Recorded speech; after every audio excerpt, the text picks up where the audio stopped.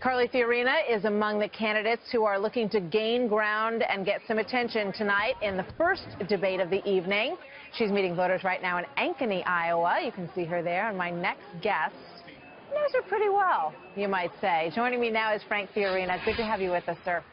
Good morning to you. Thank you so much. Have you seen your wife lately? Because we just showed you a picture of her. She's out at a coffee shop in Ankeny right now. Well, I actually did get to see her this morning. I spent yesterday with her on the road, and everywhere we go, we're very pleased with the crowds that show up. There's always more people than we expect, and how they act afterwards. We're delighted.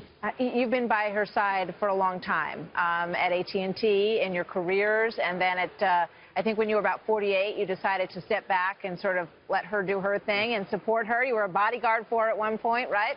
I think the bodyguard piece has been grossly exaggerated.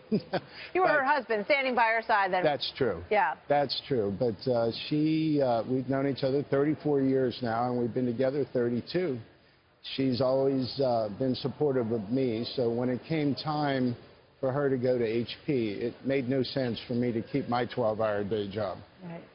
What do you think people don't understand about Carly? Well, I would say Carly's the only candidate on the stage that will actually has a plan to get a lot of things done that people have been talking about for year after year after year, election cycle after election cycle. The way Carly has always attacked a big problem is to tap into the people around her. And in this country, we need to get citizens involved in the resolution of so many problems that we have in this country. And, you know, I could read them all off, but you're very familiar with them, and most of the candidates talk about them. One of the few that I haven't heard anyone talk about but her is truly understanding where our money's being spent. Today, a lot of people, I don't think, understand that the federal government really only negotiates how much more money they're getting every year. They don't ever expose their entire budget. She talked a lot about zero-based budgeting, which I know is a very important, you know, part of her campaign.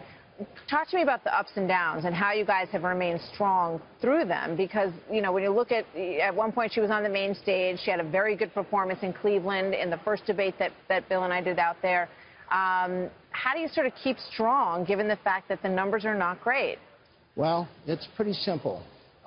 First, I mean, it is baffling as to why the polls say what they say, because it's not what we see.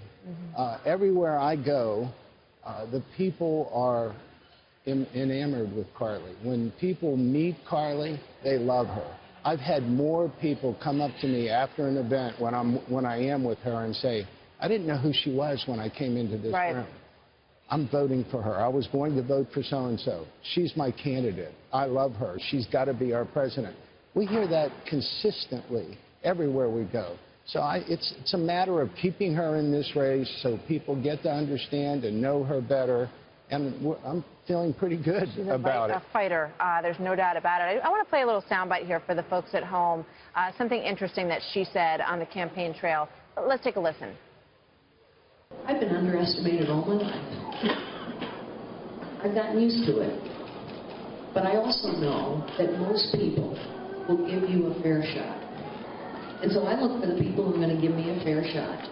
And I don't much pay attention to the people who call me bimbo or that other B word or the D word. And the voters of Iowa have given me a fair shot. She said in the beginning of that, Frank, that she's been underestimated her whole life. What's your sense of that and what that means to her? Well, you know, I mentioned I've watched Carly in her career for 34 years.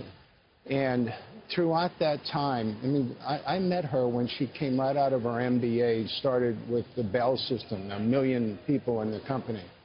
And it seemed like right off the bat, first of all, she impressed me, obviously, but it seemed like from day one she always had to work harder than the average person. But because she was always so focused, and no matter what tough job she took, and she always went after the tough jobs at all levels of her career, no matter what job she took, she always did the best that anyone could do.